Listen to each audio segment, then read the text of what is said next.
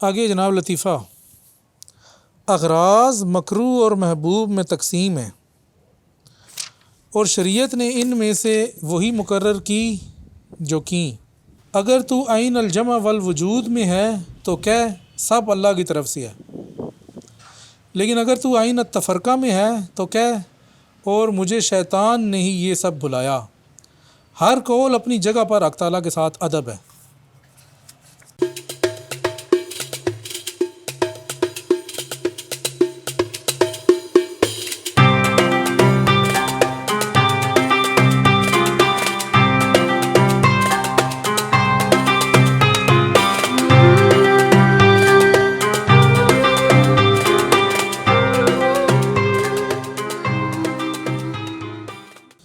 اے ناسے، وہ کچھ آگے پہنچا جو تیرے علم میں متحقق ہوا، ان کی ہدایت تیرے ذمہ نہیں۔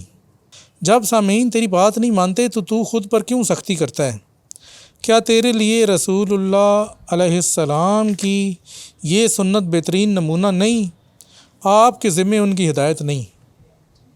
لیس علیک ھداھم انما انت مذکر لست علیہم بمسیطر۔ آپ تو صرف یاد دلانے والے ہیں، آپ ان پر مسلط نہیں ہیں، یعنی آپ نے ان کو مجبور کرا کے کوئی مومن نہیں بنانا۔ اگر یہ اپنے ایمان نہ لائیں تو کیا آپ اپنی جان گنوا دیں گے؟ لعلک باخع نفسک الا یکونوا، اچھا یکونوا کے آگے مومنین ہی ہوگا، وہ پھر اس میں نہیں لکھا ہوا، تو یہ ہے بس۔ یہ تو میرے خیال واضح ہے، شیخ کہہ رہے ہیں کہ بس تیرے ذمہ ہے کہ تو بات پہنچا دے، کوئی بندہ مانتا ہے نہیں مانتا، عمل کرتا ہے نہیں کرتا، یہ تیرا کام نہیں ہے، اور نہ ہی کسی کو مجبور کر کے کہ جی زبردستی جس کو کہتے ہیں کہ عمل کروائی جائے، تو وہ بھی تیرا کام نہیں ہے، چونکہ یہ نبی کو کلام تھا کہ جی آپ کے ذمہ ہدایت ہے، اور آپ تو صرف ان کو یاد دہانی کرانے والے ہیں۔ تو شیخ کہہ رہی ہیں کہ اسی طرح جو ناسے ہے یا ان کا نبی کا وارث ہے یا جو سنت پہ چل رہا ہے اس کو بھی اسی طرح ہی کرنا چاہیے بس۔ فرزین یامین سب کو سلام کہہ رہی ہیں۔ اشارہ، اپنے نفس کو چھوڑ کر اس کی طرف بھاگ، تجھے فیصلے کی جگہ بتائی جائیں گی۔ اگر تو اس سے اسی کی طرف بھاگا تو وہ تجھے اسی سے لوٹائے گا تاکہ تو اس کے بارے میں بتائے، اور اگر تو نہ بھاگا اور کھڑا رہا تو وہ تیرا سایہ مٹائے گا اور تو سراپا نور بن جائے گا۔ آپ علیہ السلام نے فرمایا، اور مجھے نور بنا دے۔ یہ بعین ہی سائے کا مٹنا ہے، کیونکہ سایہ جسم کا اندھیرا ہے۔ تو سب سے پہلے شیخ کہہ رہے ہیں کہ اپنے نفس کو چھوڑ کر اس کی طرف بھاگی۔ ہم پہلے بھی ابھی پڑھ چکی ہیں نفس کے والے سے کہ نفس کو چھوڑ کے آپ نہیں بھاگ سکتے کہ جب تک کوئی مرشد ہی نہ ہو۔ مرشد کے بغیر آپ کے ساتھ نفس کو چھوڑیں گے، جدھر سے چھوڑیں گے آگے سے شیطان آ جائے گا۔ نفس کو چھوڑیں گے تو شیطان کو بھی پکڑیں گے دوسرے معنوں میں۔ تو اس کے لیے مرشد بڑا ضروری ہے کہ جو آپ کو بتائے کہ نفس کو بھی چھوڑنا ہے اور شیطان کو بھی چھوڑنا ہے۔ تو یہ جب دونوں چیزیں چھوڑیں گے اور حق کی طرف بھاگیں گے تو تب فیصلے کی جگہ بتائی جائیں گی۔ فیصلے کی جگہ سے مراد یہی ہے کہ تعرف مواقع القضاء، کہ آپ کو مطلب وہ حقائق بتائے جائیں گے کہ جو اصل حقائق ہیں۔ مطلب قضاء سے یہاں مراد تو لفظ تو کچھ اور بنتا ہے، لیکن اس کا جو معنوی ترجمہ ہے میرے خیال میں وہ یہی ہونا چاہیے کہ تب آپ کو حق تعالیٰ اپنے اصل حقائق بتائے گا۔ جب اصل حقائق بتائے گا تو پھر آپ حق تک پہنچیں گے نا۔ اچھا پھر کہتے ہیں جیسے وہ دعا بھی کرتے ہوتے ہیں، ابن عربی ہم نے کتابوں میں پڑھا کہ اللہ مجھے چیزوں کے حقائق چیزوں کے حقائق سے مطلع فرما۔ یہ حدیث ہے، اللہ مارنی حقائق الاشیاء، ہاں اشیاء کے حقائق سے۔ وہ کہہ رہی ہیں کہ جی اس سے اگر تو، یہ تو تھا نا کہ اپنے نفس کو چھوڑ کر اس کی طرف بھاگ، کہتے ہیں اگر تو اس سے اسی کی طرف بھاگا، یعنی حق سے حق کی طرف ہی بھاگا۔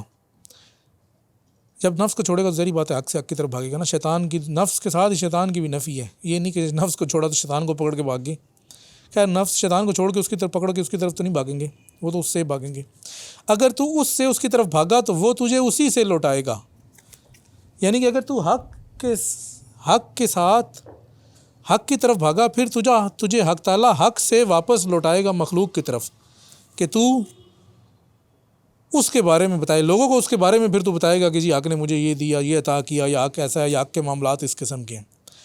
تو کہتے ہیں اور اگر تو نہ بھاگا اور کھڑا رہا، یعنی کہ حق سے جب حق کے پاس پہنچ گیا اور حق سے پھر واپس نہ بھاگا، کھڑا رہا، تو وہ تیرا سایہ مٹا دے گا اور تو سراپا نور بن جائے گا۔ تو آپ علیہ السلام نے فرمایا اور مجھے نور بنا دے، یہ وہی نہیں سائے کا مٹنا ہے، کیونکہ سایہ جسم کا اندھیرا ہے۔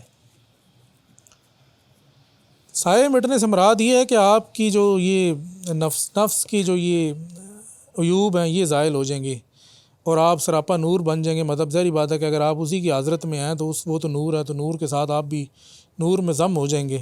لیکن ظاہری بات ہے کہ آپ کی اپنی حقیقت تو قائم رہے گی، تو وہ یہ نور بننا ویسے ہی ہے جیسے کہ انگارے کو جب آگ پکڑتی ہے تو وہ بھی آگ بن جاتا ہے، لیکن رہتا انگارہ ہی ہے، سایہ مٹ جاتا ہے۔ سایہ مٹ جاتا ہے، تو وہ اگر دوسری سینس وہی نور میں ضم ہو گیا، ختم ہو گیا، نہیں نور میں ضم ہو گیا سادہ لفظ میں، وہی ختم ہی ہوا نا۔ ضم ہونے سے مراد مطلب اب دیکھیں جب نہیں میں وہی حقیقت سایہ نہیں ہے۔ سائے سے مراد میں یہ کہہ رہا ہوں کہ دیکھیں جب سورج نکلتا ہے تو رات کی تاریکی کہاں چلی جاتی ہے؟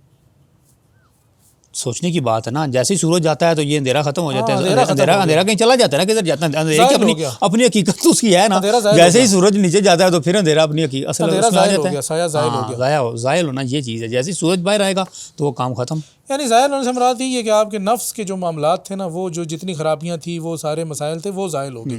سائے سے مراد نفس ہی ہے نا بیسیکلی، لیکن جب تک آپ اس کے پاس ہی کھڑے ہیں تب تک، یہ نہیں، یہ اس لوگوں کے لیے نہیں ہے جو واپس آ گئے، جب آپ اس کی حضرت میں تبھی، جب واپس آئیں گے تو پھر سایہ تو آپ کے ساتھ رہے گا نا۔ وہ پھر وہاں پہ تو کہتے حضرت میں ایسا نہیں، اس میں کہتا ہے کوئی انالگ، تو وہ تو چلو اور بات ہے، اگر واپس آ کے کہتا ہے یہ انالگ سے جڑے، جب واپس آ کے کہتا ہے انالگ تو پھر کوئی نہیں انالگ جا کے، یہ بھی اس کو کہہ سکتے ہیں کہ اس مقام پہ اگر اس مقام میں کہہ رہا ہے تو وہ کہہ رہا ہے، ہاں وہ تو وہ پھر وہی کہہ رہا ہے نا۔ اگر وہ واپس آ کے سایہ سمیت ہی کہتا ہے جی نہیں انالگ، تو پھر کوئی کون سا انالگ؟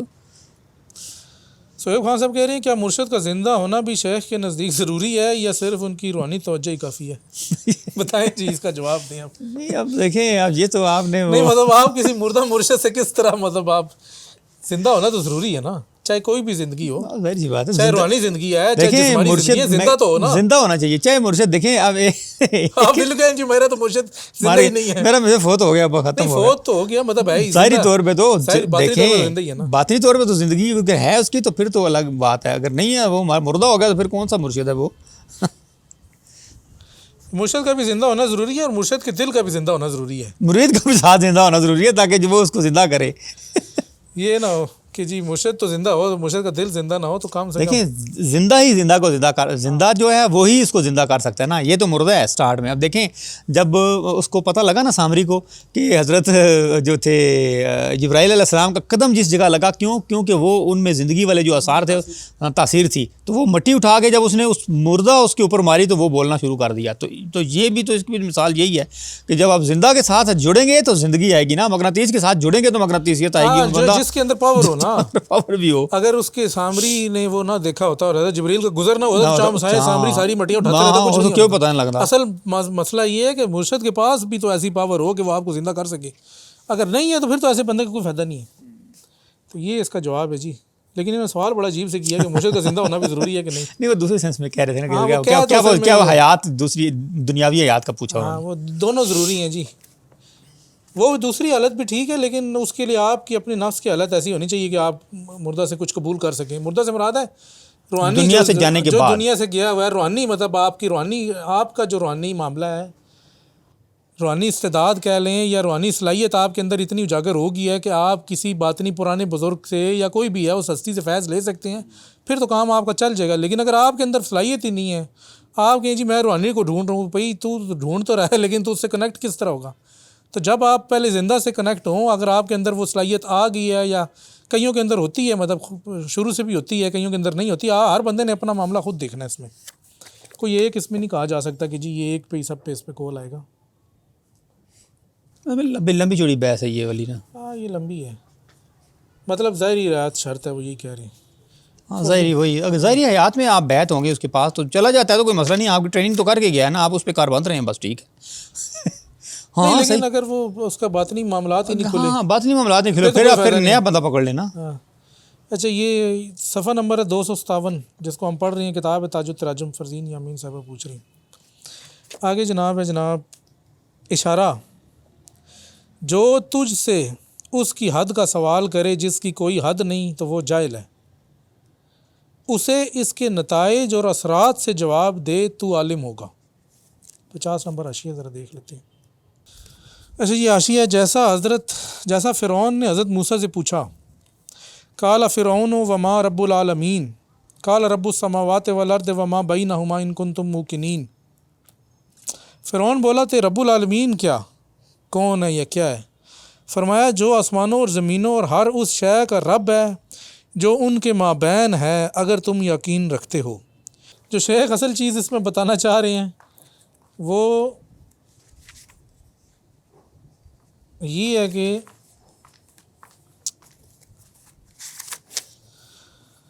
جو تجھ سے اس کی حد کا سوال کرے، یعنی کہ اگر تجھ سے کوئی بندہ یہ سوال کرے کہ جی اللہ تعالیٰ کیا ہے، ماہیت اس کی پوچھے کہ اس کی ذات کیا ہے، اس کی حقیقت کیا ہے، اس کی حد کیا ہے، تو کہہ رہی ہیں کہ وہ شخص جاہل ہے۔ ظاہری بات ہے اس کو اتنا نہیں پتا کہ وہ چونکہ حد سے ماورا ہے، اس کی تو کوئی حد نہیں ہے، تو اس کو جانا نہیں جا سکتا، تو وہ جاہل ہے۔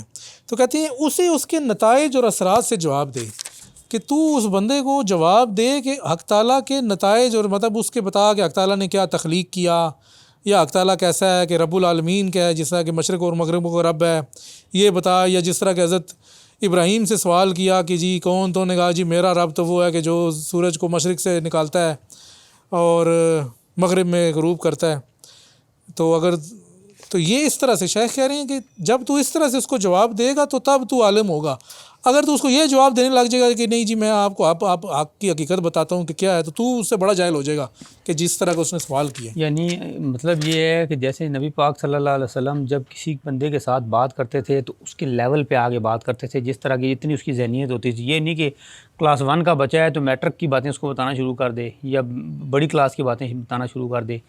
باتیں اس کو وہ بتاؤ جو اس کی عقل کے مطابق ہوں، جو علمی طور پر اس کو دلیل دے کے سمجھایا جائے کہ میرا رب، جیسے حضرت انہوں نے کہا تھا کہ میرا رب جو ہے وہ مشرق سے سورج نکالتا ہے، حضرت ابراہیم نے میرا مشرق سے نکالتا ہے، تو اگر رب ہے تو مغرب سے نکال کے دکھا۔ یہ ایک مطلب مائنڈ دماغ میں یہ مثال بیٹھتی ہے نا کہ ہاں یہ مثال ایک عقلی طور پہ اس کو مانا جاتا ہے، جس کو عقل ایکسیپٹ کرے اس طریقے سے اس کو سمجھا، بس یہی بات ہے اور کیا۔ آگے جناب لطیفہ، اغراض مکروہ اور محبوب میں تقسیم ہے، اور شریعت نے ان میں سے وہی مقرر کی جو کیں۔ اگر تو عین الجمع والوجود میں ہے تو کہہ سب اللہ کی طرف سے ہے، لیکن اگر تو عین التفرقہ میں ہے تو کہہ اور مجھے شیطان نے ہی یہ سب بھلایا۔ ہر قول اپنی جگہ پر حق تعالیٰ کے ساتھ ادب ہے۔ 51 نمبر حاشیہ بھی ذرا پڑھ لیتے ہیں اس کا۔ اچھا یہ وہی سارا ہے کہ جی فتوحات مکیہ میں شیخ فرماتے ہیں کہ اللہ میں سے، اولیاء اللہ میں سے ایسے لوگ ہیں جو اپنے نیک اعمال کی اضافت سے بھی خود کو دور رکھتے ہیں، اور انہی خوبیوں میں سے ایک خوبی یہ ہے کہ وہ ہر قسم کی شرعی اور عرفی برائی کی اضافت اپنے نفس کی طرف کرتے ہیں۔ یہ اللہ تعالیٰ کے ساتھ ادب اور قطعی پرہیزگاری سے ہے، جیسا کہ حضرت خضر علیہ السلام نے برائی کے بارے میں کہا فَأَرَدْتُ کہ میں نے چاہا، اور اچھائی کے بارے میں کہا فَأَرَادَ رَبُّكَ کہ تیرے رب نے چاہا۔ اسی طرح حضرت ابراہیم علیہ السلام نے کہا وَإِذَا مَرِضْتُ جب میں بیمار ہوتا ہوں، یہ نہیں کہا کہ جب وہ مجھے بیمار کرتا ہے۔ یا جیسا کہ حق تعالیٰ نے خود ہمیں سمجھانے کی غرض سے کہا وَمَا أَصَابَكَ مِن سَيِّئَةٍ فَمِن نَفْسِكَ جو تجھے برائی پہنچتی ہے تو تیرے نفس کی طرف سے ہے۔ اسی طرح ہماری بات کی تائید اس حدیث نبوی سے بھی ہوتی ہے جس میں آپ صلی اللہ علیہ وسلم نے فرمایا وَالْخَيْرُ كُلُّهُ بِيَدِكَ وَالشَّرُّ لَيْسَ إِلَيْكَ ہر بھلائی تیری طرف سے ہے اور کوئی برائی تیری طرف سے نہیں۔ یہاں آپ نے بھلائی پر مزید زور لفظ کل سے دیا جو کہ عربی زبان میں احاطہ کے معنی دیتا ہے، جبکہ لفظ شر کے ساتھ صرف الف لام لگایا اور اللہ تعالیٰ سے شر کی نفی ادب الہی کو ملحوظ خاطر رکھتے ہوئے کی گئی۔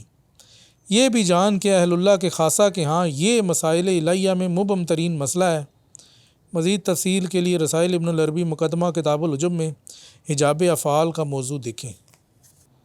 تو شیخ کہہ رہے ہیں اغراض مکروہ اور محبوب میں تقسیم ہے، اور شریعت نے ان میں سے وہی مقرر کی جو کیں، یعنی کہ جو اغراض جو غرض کسی شرعی غرض کے تحت ہے تو وہ محبوب ہے، اور جو شرعی غرض کے تحت نہیں ہے تو وہ مکروہ ہے۔ لیکن نفسانی غرض سے کسی کو کوئی اور بھی محبوب ہو سکتی ہے اور کوئی اور چیز بھی مکروہ ہو سکتی ہے، پر شیخ کہہ رہے ہیں کہ اصل جو شریعت نے مقرر کی ہیں وہی ہیں۔ تو عین الجمع میں ہے تو کہا کہ جی سب اللہ کی طرف سے ہے، لیکن اگر تو تفرقے میں ہے تو کہہ جی نہیں جی شیطان نے مجھے بھلا دیا، مطلب اس کی اپنی طرف اضافت کر برائی کی. لیکن اگر عین الجمع میں ہے تو پھر وہاں پر تو چونکہ ہے ہی ایک ہی چیز ہے نا، وہاں پر تو کسی ڈبل دوئی ہے ہی نہیں، اس جگہ پہ تو علیحدہ کر نہیں سکتا. تو اس وجہ سے کہا کہ اس جگہ پہ کہا کہ کل من عند اللہ، کہ سب اللہ کی طرف سے ہے. اور جب عین تفرقہ میں ہے، اپنی اپنی تفرقہ میں قائم ہے ہر جگہ، تو اس جگہ پہ کہا کہ جی ٹھیک ہے یہ جو میری غلطی ہے وہ شیطان نے بلا دیا. تو کہہ رہے ہیں کہ ہر قول کا جو نہیں ہے وہ ایک ادب ہے کے ساتھ. اگر آپ جمع میں کہیں گے تو وہ بھی ٹھیک ہے، اور تفرقہ میں کہیں گے وہ بھی ٹھیک ہے. جگہ کی مناسبت کے حساب سے. ہاں، ہر جگہ کی مناسبت کے حساب سے آپ نے قول کہنا ہے. جیسے کہ جب میں بیمار ہوتا ہوں تو وہ مجھے شفا دیتا ہے. بیماری کی طرف اپنی طرف کیا نا، جب میں بیمار ہوتا ہوں یہ تو نہیں کہا کہ وہی مجھے بیمار کرتا ہے تو وہی مجھے، حالانکہ وہ ہے تو یہ اصل جو اگر وہ دوسری بات ہے، اگر اس مقام پہ جا کے دیکھا جائے تو دونوں چیزوں کی تخلیق تو اسی کی ہے نا. وہ کہتا ہے کہ تمام اشیاء جتنی بھی ہیں، جو بھی چیزیں ہیں، سب کا خالق تو وہی ہے.